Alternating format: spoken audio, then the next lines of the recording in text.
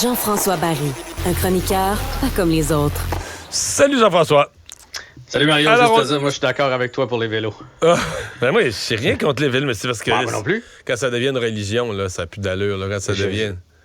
Je me sens déjà trop vieux pour tout ce qu'il y a à voir à Montréal. Aujourd'hui, je suis allé, là, j'ai remplacé Benoît à Cube, puis sur René Lévesque, sur Maisonneuve, il y a des travaux quand on arrive près de Saint-Hubert. Fait que là, il y a un camion qui recule, il y a un agent qui est là avec son petit dossard orange là, pour me dire d'arrêter, puis là, il fait signe, tout ça.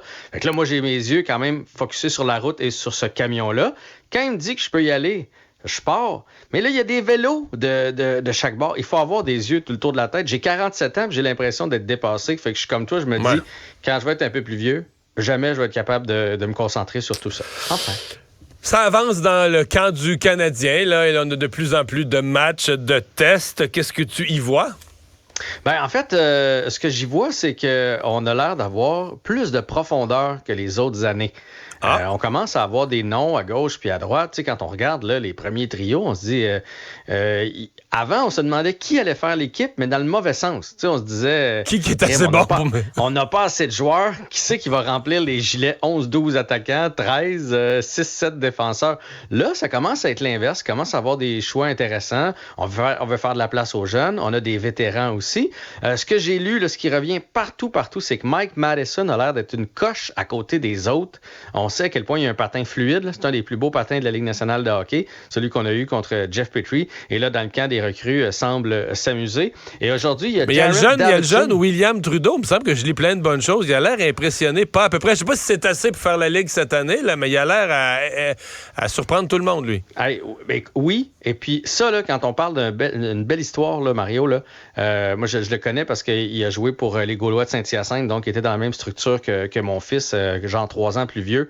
William Trudeau, tu sais, les parents qui sont toujours pressés, là, a fait le midget espoir. Pas le midget 3A, là, le midget espoir.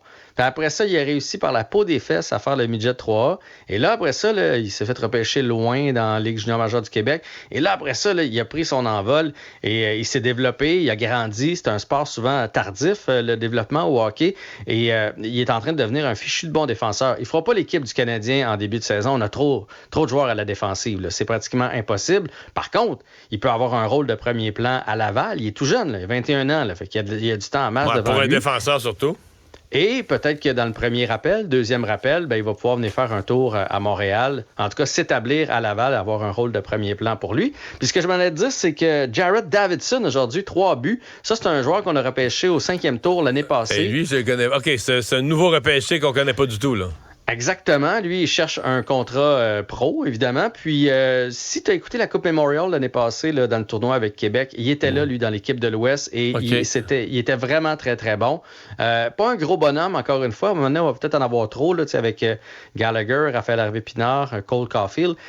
Newhook, qui n'est pas bien gros non plus. Mais à un moment donné, si on a trop de bons joueurs, c'est un beau problème. On trouvera une transaction quelque part. Des nouveaux trophées à venir dans la Ligue de hockey junior majeure du Québec. Oui, soit dit en passant, j'ai oublié de te dire, la Ligue nationale, ça débute ce soir. Hein? Il y a un match en Australie. Ah oui? Oui. Les Coyotes contre les Sharks, si je ne me trompe pas, quelque chose comme ça. On s'en va faire un peu de promotion du côté de l'Australie. Bon. Ce soir, c'est le début de la Ligue. Les Sharks ne seront pas perdus dans la grande barrière de corail.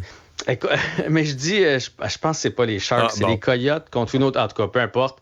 C'est aussi le début dans la Ligue junior majeure du Québec ce soir du calendrier. Et là, il y a une conférence de presse. Stéphane Leroux qui a sorti cette nouvelle-là, conférence de presse dimanche. On va annoncer 2 nouveaux trophées. Un trophée pour un gardien de but. Il y a déjà le meilleur gardien de la Ligue. Fait que je sais pas où est-ce qu'on va aller avec l'autre trophée qui devrait porter le nom de Patrick Roy. Donc, ce serait le trophée Patrick Roy. Et un trophée pour le meilleur buteur, un peu l'équivalent du Maurice Richard. Là.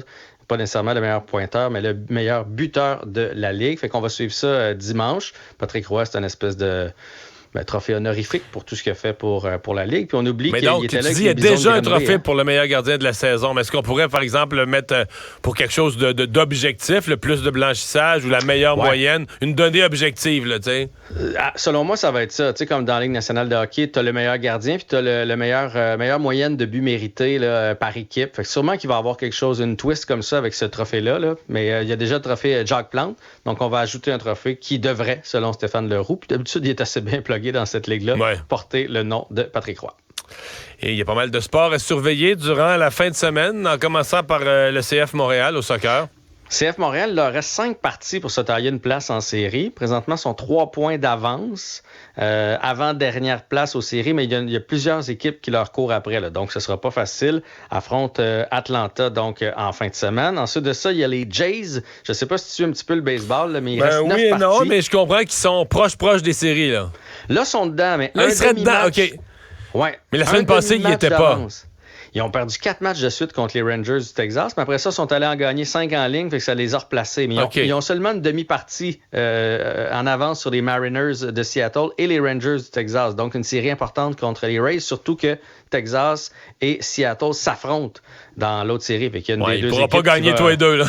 Ils ne pourront pas gagner tous les deux, mais il y a une des deux équipes qui va gagner, donc ils ne peuvent pas perdre tous les deux non plus. Puis, évidemment, il va y avoir de la NFL aussi à surveiller. J'ai retenu, entre autres, là, dimanche, les Bills contre les Commanders. Deux équipes. Les Bills ont perdu un match, mais une équipe qui devrait être plutôt solide cette année. Et les Commanders sont 2-0. Et les Falcons aussi, qui sont 2-0. Surprenant en ce début de saison, qui vont affronter les Saints. Donc, deux équipes invaincues. Et j'ai pas parlé de T-Eagles parce que c'est lundi. C'est lundi, oui, Monday Night Football contre les Buccaneers de Tampa Bay. Il nous reste une minute pour parler. Tu veux parler de fusillade? Là. C'est pas réglé, ça, la fusillade dans la Ligue nationale? Oui, mais cette semaine, ESPN a fait un sondage auprès des joueurs. Qu'est-ce que vous changeriez dans la Ligue? Et il y en a qui ont dit, fini la fusillade. On devrait faire plus longtemps de 3 contre 3, trouver une autre solution, parce que si on jouait plus longtemps de 3 contre 3, les équipes là, ouvriraient le jeu. S'il n'y a plus de fusillade après, tu fais, regarde, il faut que ça se finisse à un moment donné, allons-y. Il y aurait plus de joueurs aussi qui participeraient, parce que tu ne peux pas jouer à 2 trios si ça dure plus longtemps. Donc, il y a des joueurs qui ont dit, enlevons la fusillade. Donc, il n'y a pas la fusillade. C'est que ça fait moins plus du hockey, là, ouais. C'est plus du hockey, puis c'est toujours les mêmes 5 qui vont lancer, donc tu as une partie de l'équipe qui joueront jamais, puis ça va un peu à l'encontre du hockey. Puis j'avoue que le 3 contre 3, c'est drôlement excitant. On va se le dire, là, il se passe d'action. Donc, tu es assez favorable à cette idée-là. Moi, j'enlèverais ça. Je retiens ça. Hey, bonne fin de semaine. Salut.